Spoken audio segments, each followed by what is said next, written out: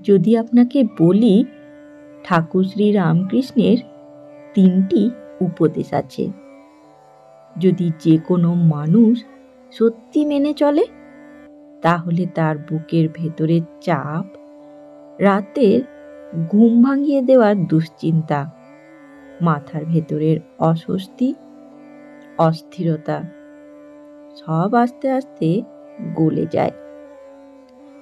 কিন্তু আশ্চর্যের কথা, এই 3টি উপদেশ আমরা প্রতিদিন দেখছি, শুনছি, তবুও বুঝতে পারছি না। তাহলে এগুলোই কি আমাদের জীবনের অ্যান্টি স্ট্রেস? আজকের ভিডিওতে আমরা আলোচনা করব ঠাকুর আসলে মানুষকে কিভাবে স্ট্রেস মুক্ত হতে শিখিয়েছেন। চলুন শুরু করি। একবার কয়েকজন শিষ্যরা ঠাকুরের কাছে এসে বলেছিলেন, ঠাকুর, মন বসছে না, চিন্তা হচ্ছে, অস্থিরতা কাটছে না। আমাদের আজকের স্ট্রেসেরই পুরানো নাম হলো মন অস্থির হওয়া। ঠাকুর তখন তাদেরকে কি বলেছিলেন, চলুন শুনি। প্রথম উপদেশ, মনকে এক জিনিসে লাগাও, সে নিজেই শান্ত হবে। শ্রী শ্রী ঠাকুর রামকৃষ্ণদেব বলেছিলেন, মনকে একদিকে লাগালে আপনি স্থির হবে।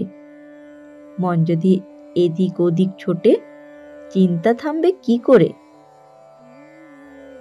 আজ আমাদের স্ট্রেস হওয়ার কারণ, মন 50টা দিকে দৌড়ায়। কাজ, টাকা, পরিবার, ভবিষ্যৎ, ফলোয়ার্স, চিন্তা।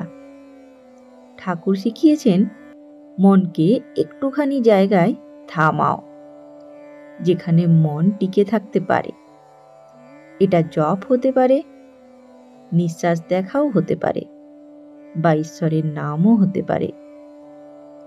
ঠাকুরের উপদেশ কতটা বাস্তব দেখুন। আজকের সাইকোলজিতে যেটাকে বলে গ্রাউন্ডিং, মাইন্ডফুলনেস, ঠাকুর সেটা 150 বছর আগে মানুষকে শিখিয়েছেন। মনকে একটিতে লাগাও, মন স্থির হবে, স্ট্রেস নামবে। চলুন এবার আমরা জানব দ্বিতীয় উপদেশ, যেটা না জানলে মানুষের স্ট্রেস কখনোই কাটবে না। দ্বিতীয় উপদেশ হলো, যা তোমার শক্তির বাইরে তা নিয়ে ভাবনা করে লাভ নেই। ঠাকুর বলেছিলেন, যা তোমার হাতে নেই তা নিয়ে ভাবনা করলে মন শুধু ব্যথা পায়।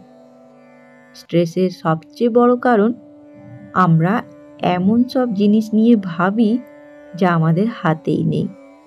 যেমন, আগামীকাল কি হবে, কে আমাকে অপছন্দ করে, আমার ভবিষ্যৎ কেমন, মানুষ কি বলবে, অসুখ হবে কিনা।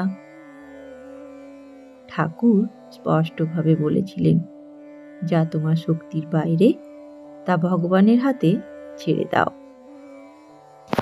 আজকের মনোবিজ্ঞান বলে লেট গো থেরাপি। ঠাকুর আগেই বলে গেছেন, যা তুমি পারবে করো, যা পারবে না তা ভগবানের হাতে রাখো। এই ছেড়ে দেওয়ার ভেতরেই আছে স্ট্রেস কমানোর চাবি। তুমি যদি 24 ঘন্টা ভবিষ্যৎ নিয়ে ভাবো, তাহলে বর্তমান তো জ্বলে ছাই হয়ে যাবে, তাই না? চলুন এবার সেই তৃতীয় উপদেশ, যেটা জীবনের প্রতিটি চিন্তা অর্ধেক করে দেয়। শ্রী শ্রী ঠাকুর রামকৃষ্ণ দেবের তৃতীয় উপদেশ হলো, সবকিছু নিজের কাঁধে তুলতে যেও না। সংসার নদী, ঈশ্বরই নৌকার রাখাল। শ্রী শ্রী ঠাকুর রামকৃষ্ণ দেব বলেছিলেন, সংসার নদী, ভগবানই মাঝি, তুমি সব টানাটানি করলে নৌকা ডুববে। যেমন দৈনন্দিন চাপ, পরিবার, রোগ শোক, দায়িত্ব, টাকা, সম্পর্ক সবটুকু নিজের কাঁধে তুললে মানুষ দম বন্ধ হয়ে যায়। শ্রী শ্রী ঠাকুর রামকৃষ্ণদেব বলেছিলেন, মানুষ নিজের দায়িত্ব করবে, কিন্তু ভাববে না সব আমাকেই করতে হবে।